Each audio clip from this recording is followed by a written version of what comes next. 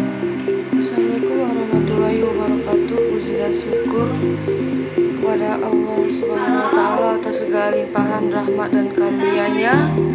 Salawat dan salam juga senantiasa sampaikan kepada Rasulullah Muhammad Sallallahu Alaihi Wasallam yang telah membimbing umat manusia menuju jalan keselamatan dan keberkahan. Soal UTS hukum jaminan. 1. Coba saudara jelaskan pengertian dari hukum jaminan. 2. Coba saudara jelaskan objek dan ruang lingkup hukum jaminan. 3. Apa yang dimaksud dengan jaminan? 4. Apa saja syarat dan manfaat benda jaminan?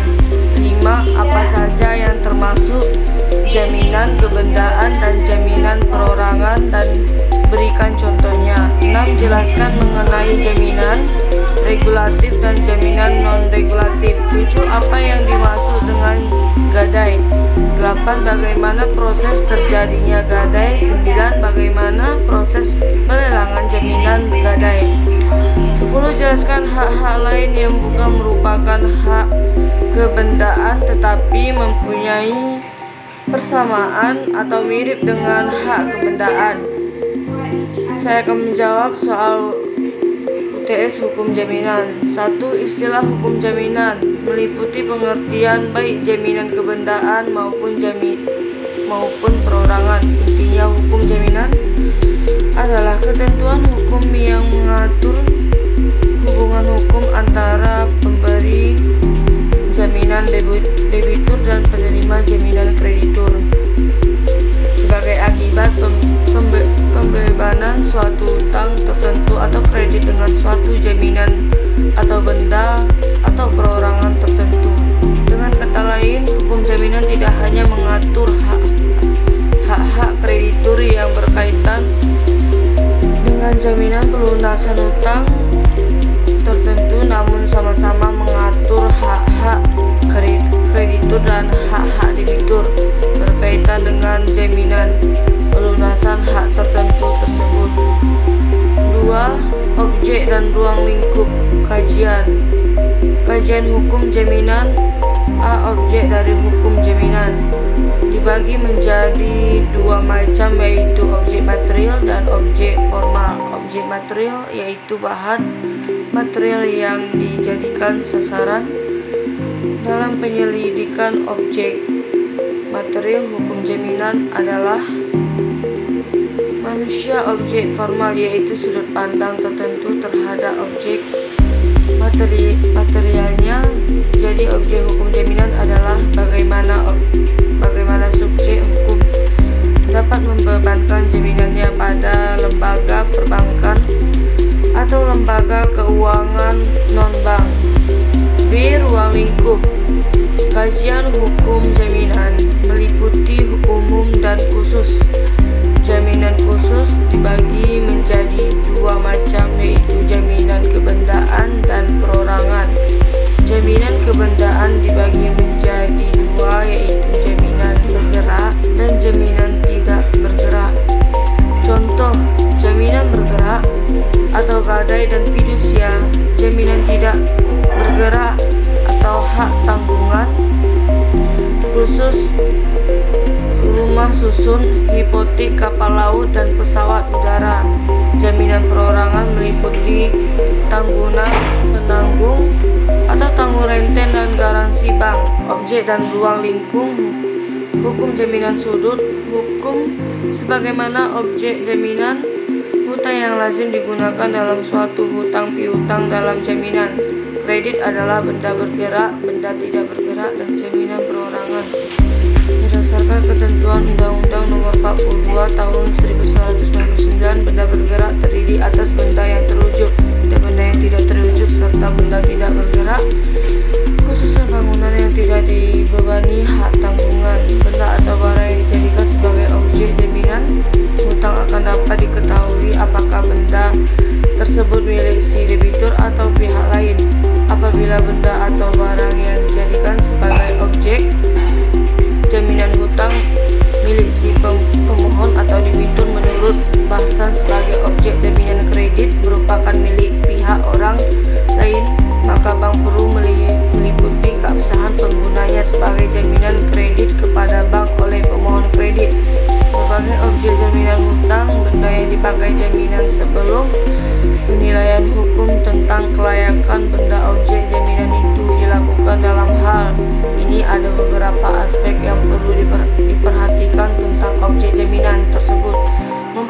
nilai atau harga secara ekonomis bila dijadikan jaminan hutang, yaitu sebagai berikut.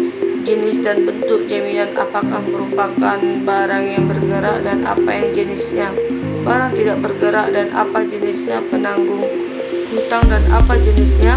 Kondisi objek jaminan akan sangat berpengaruh terhadap nilai ekonomisnya, karena kondisi objek jaminan sering berkaitan dengan keadaan fisiknya, persyaratan teknisnya, dan kelengkapan lainnya. Kemudahan pengalihan kepemilikan objek jaminan. Hal ini sangat berpengaruh pada suatu objek jaminan yang mudah dapat dialihkan atau dipindah tangankan kepada pihak lain akan mempunyai nilai ekonomi yang relatif, baik tingkat harga yang jelas dan proses pemasaran. Suatu barang yang dijadikan sebagai objek jaminan, tingkat harga tidak hanya didasarkan kepada permintaan dan penawaran, tetapi juga kepada kestabilan dan prospek perkembangan harga. Tingkat harga merujuk kepada harga pasar yang berlaku.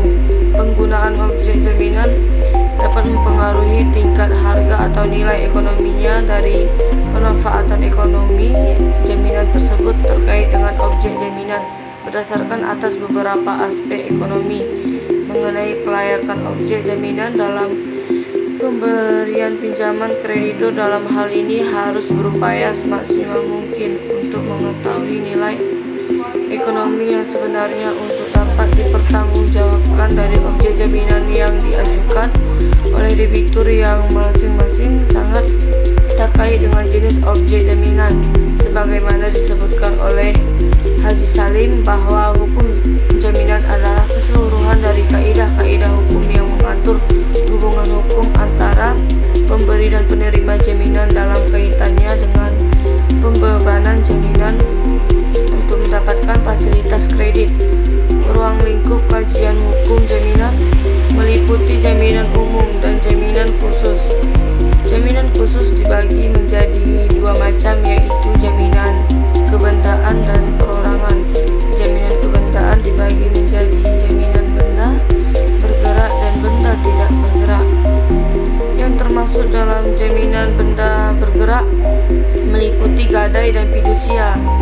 3. Jaminan adalah tanggungan atas pinjaman yang diterima atau garansi atau janji seseorang untuk menanggung utang atau kewajiban tersebut tidak terpenuhi.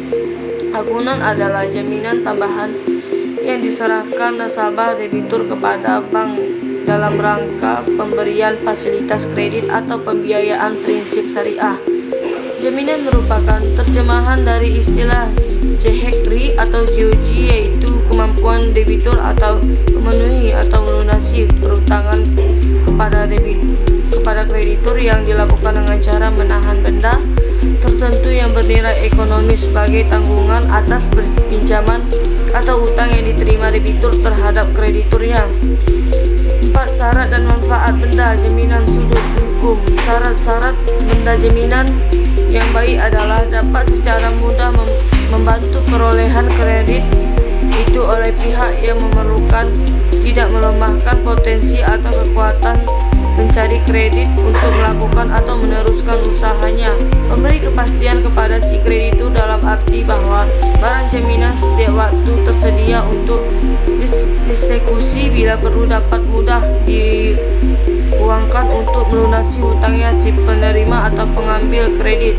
Jaminan mempunyai kedudukan manfaat yang sangat penting dalam menunjang pembangunan ekonomi, karena keberadaan lembaga ini dapat memberi manfaat pada debitur dan kreditur.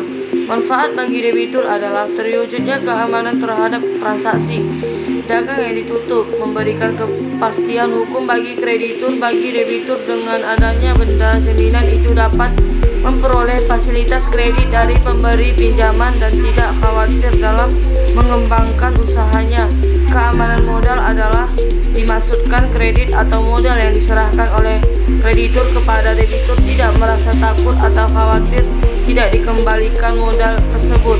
Memberikan kepastian hukum adalah memberikan kepastian bagi pihak kreditur dan debitur. Kepastian bagi kreditur adalah kepastian untuk menerima pengembalian pokok kreditur dan bunga dari debitur, sedangkan bagi debitur adalah kepastian untuk mengembalikan pokok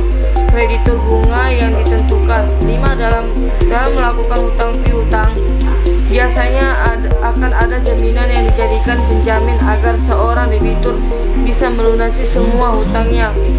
Jaminan tersebut bisa dibedakan menjadi jenis jaminan, kebendaan, jaminan, perorangan. Untuk itu, artikel ini akan membahas mengenai perbedaan jaminan, kebendaan, dan jaminan perorangan. Aturan hukum jaminan dalam pasal 2 ayat 1 Surat Keputusan Direksi Bank Indonesia nomor 23 Kep.Dr mengenai jaminan pemberian kredit menyatakan bahwa jaminan adalah keyakinan bank atas kesanggupan debitur atau pemilik hutang untuk melunasi kredit yang sudah disepakati sesuai dengan perjanjian. Bisa dikatakan bahwa jaminan adalah segala bentuk tanggungan yang bisa dinilai menggunakan uang dengan kebendaan tertentu tersebut diserahkan oleh debitur sebagai jaminan dari hubungan hutang piutang. Bisa dikatakan bahwa jaminan tersebut digunakan sebagai penjamin hubungan hutang piutang jika debitur melakukan cedera, janji atau prestasi sebelum hutangnya berakhir. Jaminan sendiri dibagi menjadi dua jenis, yaitu jaminan umum dan jaminan khusus. Sedangkan dalam jaminan khusus akan dibagi kembali menjadi dua jenis, yaitu jaminan kebendaan dan jaminan perorangan. Apa itu jaminan kebendaan dan jaminan perorangan? 1. Jaminan kebendaan. Jaminan kebendaan sendiri adalah jaminan dalam bentuk hak mutlak mengenai suatu benda memiliki hubungan langsung dengan benda tertentu, bisa dipertahankan pada siapapun dan memiliki ciri-ciri kebendaan. Hak kebendaan yang sudah diatur dalam KUHP bisa dibedakan menjadi dua bagian, yaitu hak kebendaan yang bisa memberikan kenikmatan di antara hak milik dan hak bezit, hak kebendaan yang bisa memberikan jaminan seperti gadai dan hak tanggungan hipotek hingga fidusia. 2. Jaminan perorangan. Berdasarkan pasal 1820 KUH Perdata, yang dimaksud dengan jaminan perorangan adalah persetujuan dari pihak ketiga yang berguna untuk kepentingan kreditur mengikatkan diri guna memenuhi perikatan debitur jika debitur tidak bisa memenuhi janjinya. Jaminan perorangan ini memiliki 3 unsur utamanya, yaitu memiliki hubungan secara langsung dengan orang tertentu terhadap harta debitur pada umumnya, hanya bisa dipertahankan pada debitur tertentu. Salah satu contoh jaminan ini adalah perjanjian penanggungan, perjanjian garansi, dan perjanjian tanggung-menanggung. Perbedaan jaminan kebendaan dan jaminan perorangan. Ada beberapa hal yang bisa menjadi perbedaan jaminan kebendaan dan jaminan perorangan jika dilihat dari berbagai sisi seperti berikut. Konsultasikan mengenai perbedaan jaminan kebendaan dan jaminan perorangan. Pada jaminan kebendaan, perorangan adalah hal yang berbeda, namun biasanya seiring digunakan sebagai benda jaminan fidusia dalam hutang piutang. Untuk itu yang sudah berpengalaman lebih dari 5 tahun untuk mengatasi kebingungan atau masalah jaminan kebendaan dan jaminan perorangan jika didasarkan atas jenisnya. Perbedaan jaminan kebendaan dan jaminan perorangan adalah jaminan kebendaan yang memiliki contoh atau terdiri atas hak tanggung gadai dan hipotek, sedangkan untuk jaminan perorangan terdiri atas penanggungan hutang dan perjanjian garansi. 6. Jaminan regulatif dan jaminan non-regulatif. Jaminan regulatif adalah suatu lembaga jaminan yang sudah diatur dan telah mendapat pengakuan dalam peraturan perundang-undangan. Termasuk ke dalam golongan jaminan ini adalah hak tanggungan hipotek, kredit verban, gadai, dan borgos. Sedangkan jaminan non-regulatif adalah lembaga jaminan yang belum mendapatkan pengaturan secara khusus dalam peraturan perundang-undangan. Jaminan demikian ada yang diatur dalam hukum kebiasaannya, yang ada pula yang diatur dalam suatu perjanjian bersifat aktual, misalnya pengalihan tagihan dagang, pengalihan tagihan asuransi, atau surat kuasa mutlak yang tidak dapat dicabut kembali. 7. Gadai adalah suatu hak yang diperoleh atas suatu benda bergerak yang digunakan sebagai jaminan atas pinjaman yang diberikan oleh penerima gadai. Yang dimaksud dengan benda bergerak dalam gadai ialah benda yang dapat dipindahkan, bukan benda tetap seperti tanah atau bangunan. Gadai adalah salah satu alternatif untuk mendapatkan dana cepat dengan menjanjikan barang yang bergerak sebagai jaminan atau suatu pinjaman agar dapat dicairkan kepada perusahaan, pembiayaan atau lembaga keuangan. Gadai adalah suatu hak yang diperoleh seseorang yang berpiutang atas suatu barang bergerak atau tidak bergerak. Contohnya motor, mobil, tanah, sawah, rumah yang diserahkan kepadanya oleh seseorang yang berutang atau oleh seorang lain atas namanya, dan memberikan kekuasaan kepada orang yang berpiutang untuk mengembalikan pelunasan dari barang tersebut secara didahulukan daripada orang-orang yang berpiutang lainnya, dengan pengecualian biaya untuk melelang barang tersebut, di mana seseorang itu harus menggadaikan barangnya untuk mendapatkan uang. Secara umum, pengertian usaha gadai adalah kegiatan menjaminkan barang-barang berharga kepada pihak tertentu guna memperoleh sejumlah uang dengan barang yang dijaminkan akan ditebus kembali sesuai dengan perjanjian antara nasabah dengan lembaga gadai. 8. Gadai terjadi apabila debitur atau pemberi gadai menyerahkan sebagian jaminan kepada si kreditur atau pemegang gadai, dan kreditur diberi kekuasaan untuk mengambil pelunasan dengan menjual barang jaminan apabila debitur uang prestasi.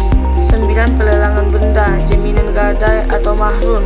Di pegadaian syariah dilakukan dengan cara mahrun dijual kepada nasabah dan nantinya mahrun diberikan kepada nasabah yang melakukan kesepakatan harga.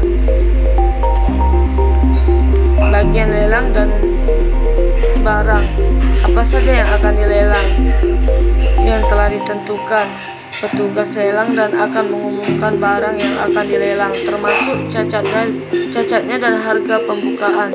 10. Pengertian hak benda dan hak perorangan. Hak kebendaan menurut Abdul Qadir Muhammad dalam hukumnya pada tahun 1936, hak kebendaan adalah hak yang memberikan kekuasaan langsung atas suatu benda dan dapat dipertahankan terhadap siapapun. Setiap orang harus menghormati hak tersebut.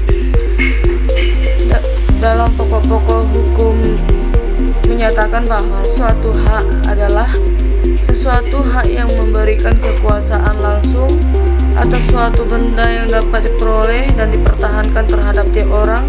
Hak kebendaan dalam undang-undang hukum KUHP dalam dibedakan: pertama, hak kebendaan yang memberikan jaminan atau gadai, hipotek, hak tanggung fidusia. Kedua, hak kebendaan yang memberikan kenikmatan atau hak milik, dan hak perorangan sementara menurut dalam buku ajar hukum. Pengertian hak perseorangan secara sederhana adalah suatu hak yang melekat pada seseorang. Hak seseorang sebenarnya merupakan kewajiban bagi pihak lainnya yang dalam hal ini hukum memainkan perannya agar menjamin bahwa kepentingan seseorang akan diperhatikan oleh pihak yang lainnya. Dalam yang sama, dalam hal ini ketika seseorang melakukan hubungan hukum dengan pihak lain, maka timbullah suatu perikatan antara orang-orang tersebut, dan ketika perikatan itu berkaitan dengan untuk memenuhi suatu prestasi, pasal 1234 KUHP berupa melakukan sesuatu atau tidak berbuat sesuatu, maka disinilah muncul hak perseorangan tersebut. Menjelaskan bahwa suatu hak kebendaan memberikan kekuasaan atas suatu benda, sedangkan suatu hak perseorangan memberikan suatu tuntutan atau penagihan terhadap seseorang. Suatu hak kebendaan dapat dipertahankan terhadap tiap orang yang melanggar hak itu, sedangkan suatu hak perseorangan hanyalah dapat dipertahankan sementara terhadap orang tertentu atau terhadap sesuatu pihak. Perbedaan hak kebendaan dengan hak perorangan. Melihat penjelasan di atas, menurut Secara esensi, hak kebendaan dan hak perorangan tidak memiliki kesamaan, sebab sifat, ciri-ciri, dan cara dalam melaksanakan hak tersebut berbeda dalam mencari sistem hukum benda nasional. Menjelaskan perbedaan antara kedua hak tersebut yang mana tidak dapat disamakan, yaitu hak kebendaan adalah absolut, artinya hak ini dapat dipertahankan terhadap setiap orang, sedangkan hak perorangan bersifat relatif, artinya hanya dapat dipertahankan terhadap pihak tertentu. Hak kebendaan jangka waktunya tidak terbatas, sedangkan hak perorangan jangka waktunya terbatas. Hak kebendaan mempunyai arti mengikuti bendanya dimanapun benda itu berada. Dalam hal ada beberapa hak kebendaan di atas suatu benda, maka kekuatan hak itu ditentukan berdasarkan urutan terjadinya asas prioritas atau sedangkan pada hak perorangan mana lebih dulu terjadi tidak dipersoalkan karena sama saja kekuatan asas kesamaan atau asas paritas, dan hak kebendaan memberikan wewenang yang sangat luas kepada pemiliknya. Hak ini dapat dijual, dijaminkan, didirasakan atau dapat dipergunakan sendiri, sedangkan hak perorangan memberikan wewenang yang terbatas. Pemilik hak perorangan yang dapat menikmati apa yang menjadi haknya. Hak ini hanya dapat dialihkan dengan persetujuan pemilik. Hal di atas ini yang dapat dijelaskan ketidaksamaan hak kebendaan dan hak perorangan. Hak kebendaan lebih memiliki bentuk yang spesial dibandingkan hak perorangan. Ditambah lagi, hak kebendaan adalah pada suatu benda tersebut, sementara hak perorangan terbatas adalah subjek hukum orang tertentu saja atau terhadap sesuatu pihak. Demikian kiranya yang bisa saya sampaikan, kurang lebihnya dan kurangnya saya mohon maaf. Jika ada salah kata yang terucap dan atas perhatiannya saya ucapkan terima kasih yang sebesar-besarnya. Wassalamualaikum